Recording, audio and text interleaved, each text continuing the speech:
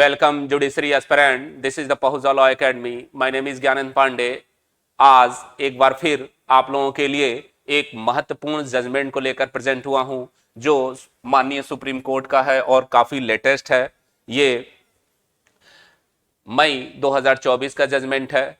इस जजमेंट के माध्यम से सुप्रीम कोर्ट ने यह अब निर्धारित करने का प्रयास किया कि सीआरपीसी का जो चैप्टर 14 है और चैप्टर 15 14 और 15 अध्याय जो हैं सीआरपीसी के, उसमें जो न्यायिक मजिस्ट्रेट के द्वारा कॉग्निजेंस लेने के संदर्भ में प्रावधान किया गया है। अगर अध्याय 14 की बात करें, धारा 190 से लेकर 199 तक के प्रावधान दिए गए हैं। इन धाराओं में खासकर 190(1) के तहत वह मेथड बताया गया है जिससे मजिस्ट्रेट किसी मामले का संज्ञान लेगा। तो मजिस्ट्रेट अगर कंप्लेंट के माध्यम से संज्ञान लेता है तो वह यदि संज्ञान लेने से पहले 156(3) की कार्रवाई करता है, यानी 156(3) में परिवाद पर इन्वेस्टिगेशन का आदेश दिया, तो क्या वह संज्ञान के पूर्व दिया, प्री कॉग्निजेंस वह आदेश है इन्वेस्टिगेशन का।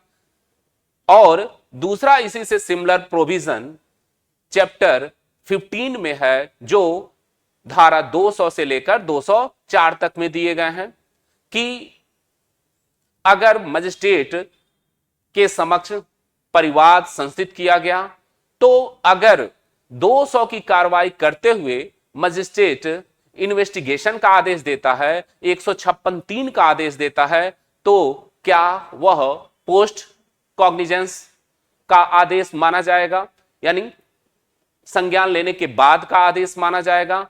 इसी प्रश्न को सुप्रीम कोर्ट ने इस बाद में, जिसे MSSAS infrastructure private limited versus state of Telangana and others के बाद में अब निर्धारित किया।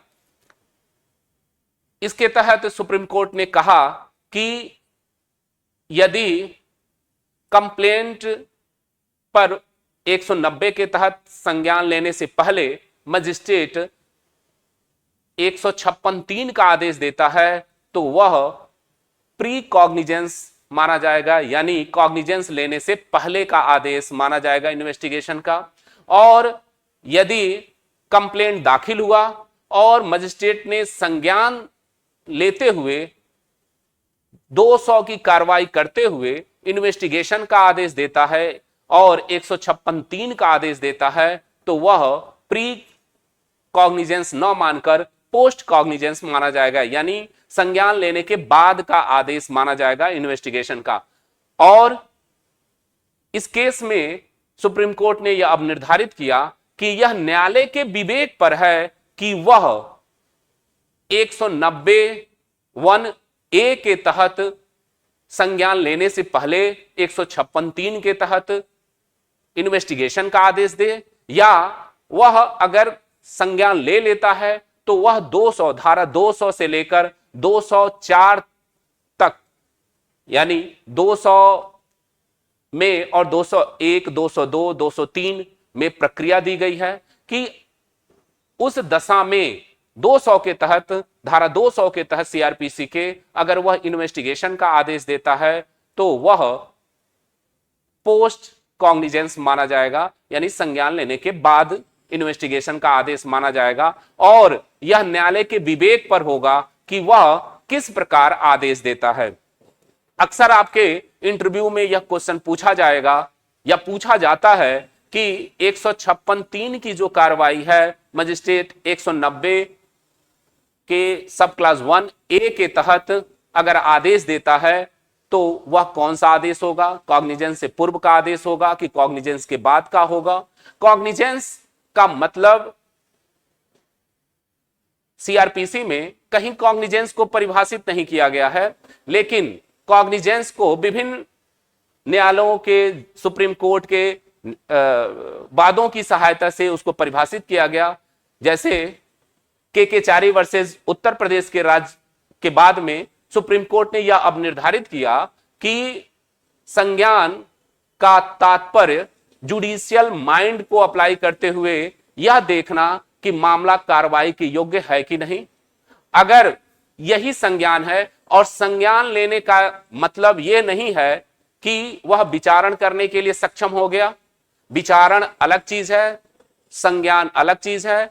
संज्ञान सिर्फ यह है कि मामला प्रथम दृष्टया बन रहा है कि नहीं बन रहा है। अगर मामला प्रथम दृष्टया बन रहा है तो मजिस्ट्रेट मामले का संज्ञान लेगा, और संज्ञान लेकर अगर उसके जुडिक्शन के बाहर है, उसके अधिकारता कंपेटेंसी के बाहर है, उसके जुडिक्शन के बाहर है अगर वह मैटर, तो वह संबंधित कोर्ट को, संबंधित न्यायालय को भेज देता है।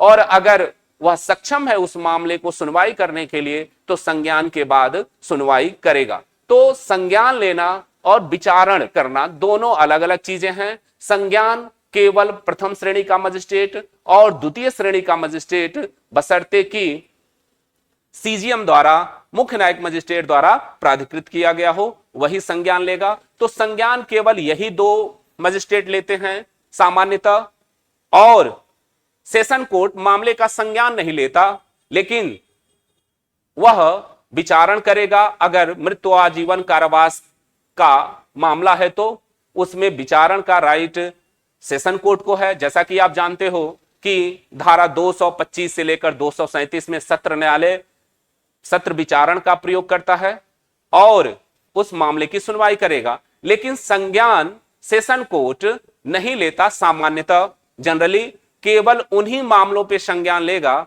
जिसे अधिनियम ने या किसी अन्य अधिनियम नियम में यह बताया गया है कि इस मामले का संज्ञान लेने का अधिकार सेशन कोर्ट को है। जैसे सीआरपीसी में 199 2 का अगर मामला है तो उस संबंध में सेशन कोर्ट संज्ञान लेता है और उसका विचारण करता है।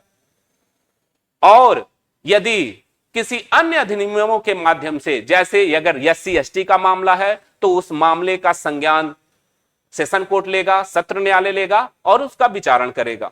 तो इस केस के माध्यम से सुप्रीम कोर्ट ने यह अब निर्धारित किया कि अगर किसी मजिस्ट्रेट के पास कोई कंप्लेंट जाती है तो वह 190(1)(a) के तहत इन्वेस्टिगेशन का आदेश 156(3) के तहत दे, या उस पर संज्ञान लेने के बाद अध्याय 15 की धारा 200 के तहत वह इन्वेस्टिगेशन का, अन्वेषण का 156(3) का आदेश दे। वह उसके विवेक पर है और वह ऐसा कर सकता है। तो यह एक महत्वपूर्ण जजमेंट था आप लोगों के लिए। आपकी प्रारंभिक परीक्षा में यह जजमेंट पूछा जा सकता है कि यह जजमेंट, यह वाद किस धारा से संबंधित है, या इस सुप्रीम कोर्ट ने इस वाद की सहायता से क्या अब निर्धारित किया। तो यह एक महत्वपूर्ण जजमेंट है। इसी इंफॉर्मेशन के लिए मैं प्रेजेंट हुआ था। धन्यवाद।